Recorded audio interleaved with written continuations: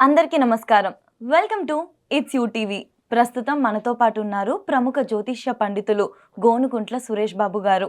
గురువుగారితో మాట్లాడి 2026 సంవత్సరంలో 12 రాసుల వారి రాశి ఫలాలు అంటే ఎవరెవరికి ఎలా ఉండబోతుంది, అసలు ఏ రంగంలో ఉన్న వారికి బాగా కలిసి వస్తుంది, ఎటువంటి జాగ్రత్తలు తీసుకోవాలి, వాటి పరిహారాలు ఏంటో కూడా గురువుగారితో మాట్లాడి వివరంగా తెలుసుకుందాం.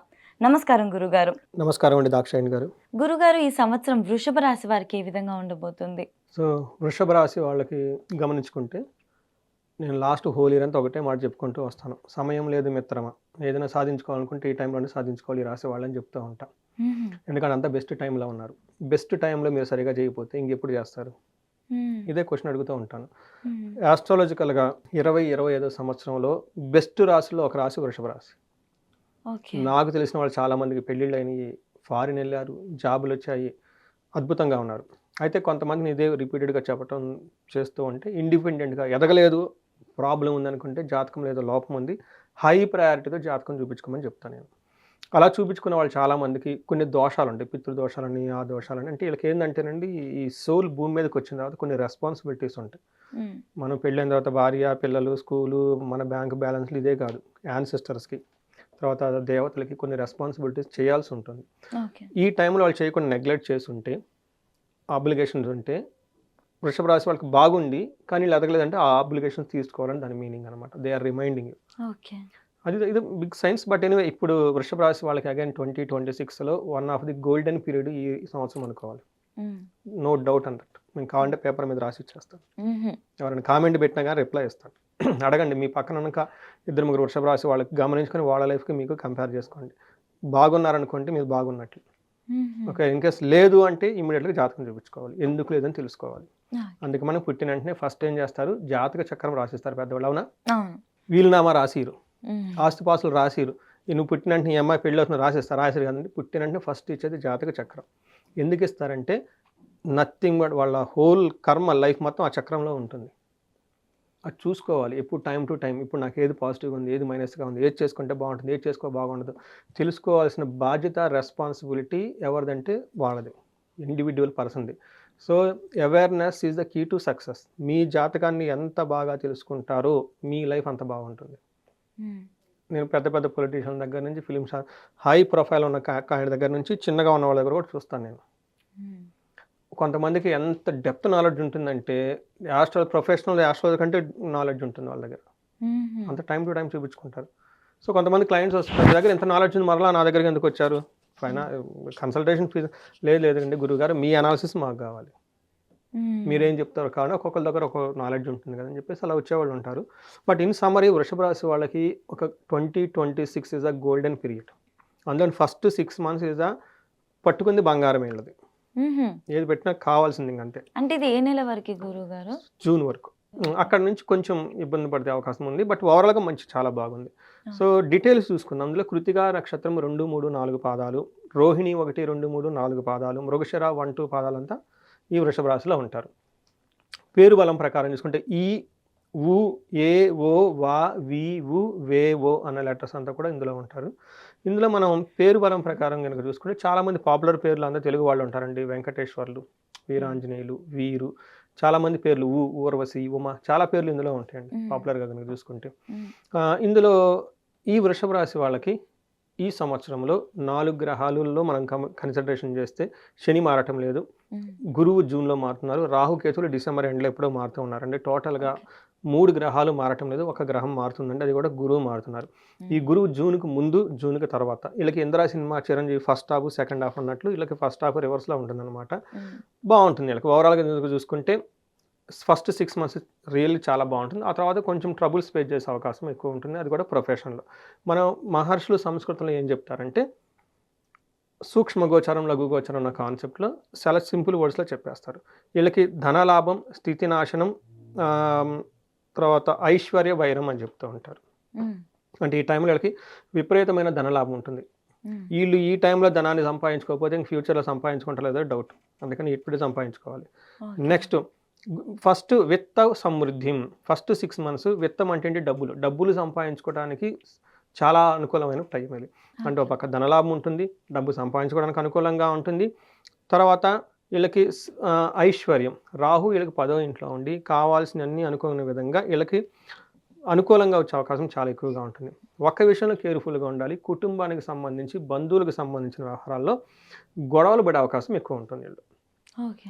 సో, అంటే ఓవరాల్‌గా మనం చూసుకుంటే ఒక 75-80% చాలా బాగుందని మనం చెప్పుకోవచ్చు. హుహు. మనం ఈ ఒక్కొక్క గ్రహం ఏం చేస్తుందో చూద్దాం. వీళ్ళకి శని 11వ స్థానంలో ఉండి స్వర్ణమూర్తిగా ఉండటంతోటి మనకేం చెప్తారంటే చాలా బాగుంటుంది. హ్మ్. 11వ స్థానంలో లాభస్థానం అందులో ఏ గ్రహం ఉన్నా బావుంటది. అందులోని శని అక్కడుంటే 2.5 సంవత్సరాలు వీళ్ళకి బావుంటుంది. వీళ్ళకి హార్డ్‌లీ 8, 9 మంత్సే కంప్లీట్ అయింది. ఇంకా ఆల్మోస్ట్ 18 మంత్స్ వీళ్ళకి చాలా ఫేవరబుల్‌గా శని ఉన్నారు. శని ఫేవరబుల్‌గా ఉంటే ఆయన అన్నీ ఇచ్చేస్తాడండి. హ్మ్. ఏమిస్తారు? హ్మ్. ఆరోగ్యం, అర్ధలాభచ్చ, స్త్రీ పుత్ర సుఖవర్ధనం, చిత్తశుద్ధి, అభీష్టార్థః, ఏకాదశి గతౌ శని అని మనకి మహర్షులు చెప్తారు. హ్మ్. ఎలా ఉంటుందంటే ఆరోగ్యం బావుంటుంది, అర్ధలాభం బావుంటుంది, అంటే ధనలాభం బావుంటుంది, స్త్రీలతోటి, పుత్రులతోటి సుఖంగా, హ్యాపీగా ఉండాలి. ఇంకేం కావాలండి లైఫ్‌కి? అవును. అలానే చిత్తశుద్ధి అంటే మైండ్ ఇంట్యూషన్ చాలా ప్యూర్‌గా ఉంటుంది వీళ్ళది. హ్మ్. సో, మనం everything is Born from mind అంటారండి. అంటే మన మైండ్‌లో భగవద్గీత అదే చెప్తారు. ఆత్మ విపురాత్మః, ఓకే. ఉద్ధర ఉద్ధర ఆత్మ ఆత్మానః అని చెప్పేసి అంటాడు. మిమ్మల్ని ఉద్ధరించుకోవాల్సింది ఎవరంటే మీరేనంట. హ్మ్. మీకు శత్రువు ఎవరంటే మీ మైండేనంట. అలానే మన ఇంట్యూషన్ స్ట్రాంగ్‌గా ఉంటే బయట ప్రపంచం కూడా స్ట్రాంగ్‌గా ఉంటుంది.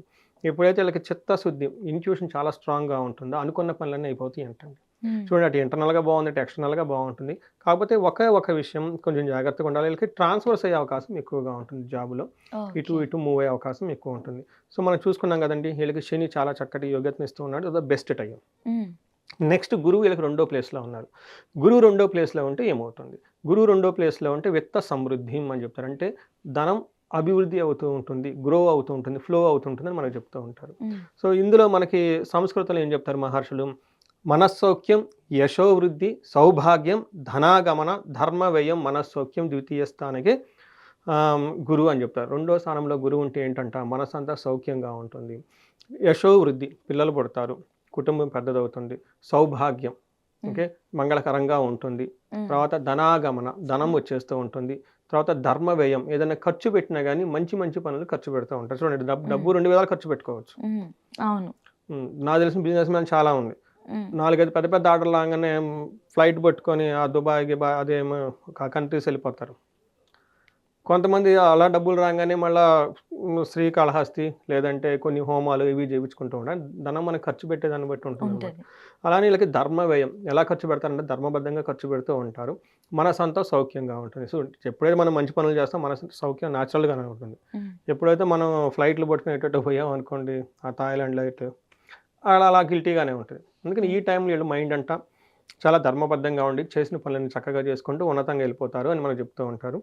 అయితే వీళ్ళకి కొంచెం హెల్త్ కాంప్లికేషన్స్ ఉండే అవకాశం ఎక్కువగా ఉంటుంది. జాబ్‌లో కొంచెం ట్రాన్స్‌ఫర్స్ అయ్యే అవకాశం ఎక్కువ ఉంటుంది. ఓకే. ఇప్పుడేమవుతుందంటే గురువు వీళ్ళకి జూన్ తర్వాత మారుతూ ఉన్నారు. ఇది కొంచెం ఇబ్బంది పెట్టే పరిస్థితి. ఏమవుతుందంటే అతిక్లేశం, బంధువైర, దారిద్ర్య, దేహ పీడనం, ఉద్యోగ భంగం అని చెప్తారు. కలహం.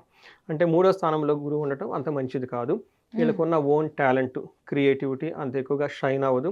ఈ టైంలో బంధువులతో గొడవలు, ధనానికి ఇబ్బంది పడుతూ మెయిన్ ఉద్యోగంలో కొంచెం టఫ్‌నెస్‌ని ఫేస్ చేయాల్సిన సిట్యుయేషన్ ఉంటుంది జూన్ తర్వాత. అందుకని ఫస్ట్ జూన్ 6 మంత్స్ వీళ్ళకి చాలా బావుంటుంది. టైం వేస్ట్ చేసుకోకుండా మంచి మంచి పనులు ఈ టైంలో చేసుకుంటే చాలా బావుంటుంది. నెక్స్టు రాహు. రాహు 10వ ఇంట్లో ఉన్నారండి. 10వ ఇంట్లో రాహు ఉంటే ఏంటి?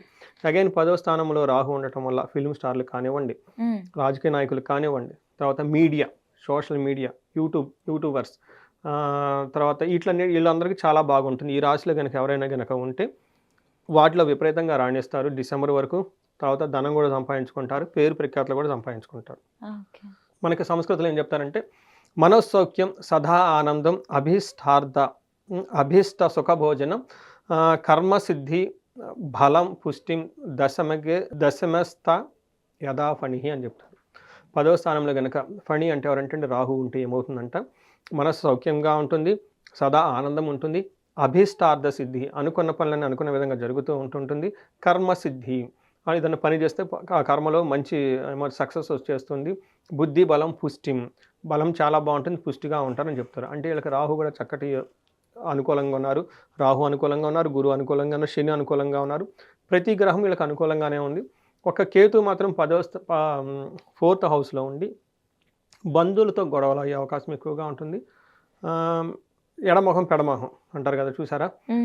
కొంచెం పలికి పలకనట్టుగా కొంచెం ఈ డిస్టర్బెన్స్ ఉండే అవకాశం ఎక్కువగా ఉంటుంది.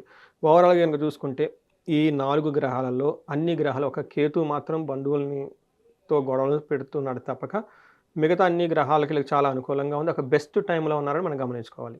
గురుగారు ఇప్పుడు గ్రహాల పరంగా చెప్పారు కదా! మరి నక్షత్రాల పరంగా ఏ విధంగా ఉంటుంది? నక్షత్రం చూసుకున్నాను, కృతిక, రోహిణి, మృగశిర 3 నక్షత్రాలు ఉంటాయి. కృతికా నక్షత్రం కనుక చూసుకుంటే వీళ్ళకి చాలా బాగుంది. ఫస్ట్ సంపదలు ఉంటాయి, ఐశ్వర్యం ఉంటుంది, సంతోషం ఉంటుంది, ధన ప్రాప్తి ఉంటుంది, ధనం టయానికి వచ్చేస్తుంది.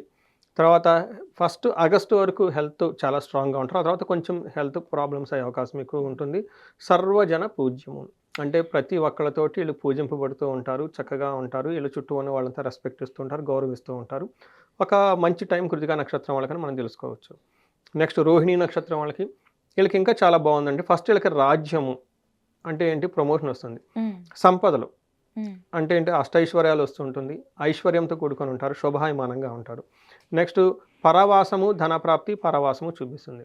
అంటే ఉన్న ప్లేస్లో కాకుండా వీళ్ళు కొంచెం ఫారిన్ వెళ్ళే ప్లేస్లకు ఎక్కువగా ఉంది, నేటివ్ ప్లేస్ నుంచి దూరంగా వెళ్ళే అవకాశం ఎక్కువగా ఉంటుంది, ట్రాన్స్ఫర్స్ అయ్యే అవకాశం ఎక్కువగా ఉంటుంది. శని ప్రభావంతో సర్వజన పూజ్యము, అందరి చేత రెస్పెక్ట్ పొందుతూ ఉంటారు. నెక్స్ట్ రోగాధిక్యము, రాహు వల్ల కొంచెం హెల్త్ కాంప్లికేషన్స్ వచ్చే అవకాశం ఎక్కువగా ఉంటుంది, మానసిక ఒత్తిడి ఎక్కువ ఉంటుంది ఈ నక్షత్రం వాళ్ళకి. మృగశిర నక్షత్రం వాళ్ళకి రాజ్యం ఉంటుంది, సంపదలు ఉంటాయి, పరవాసం, చక్కగా ఫారిన్లో ఉంటారు, ఫారిన్ వెళ్ళే వాళ్ళకి అనుకూలంగా ఉంటుంది.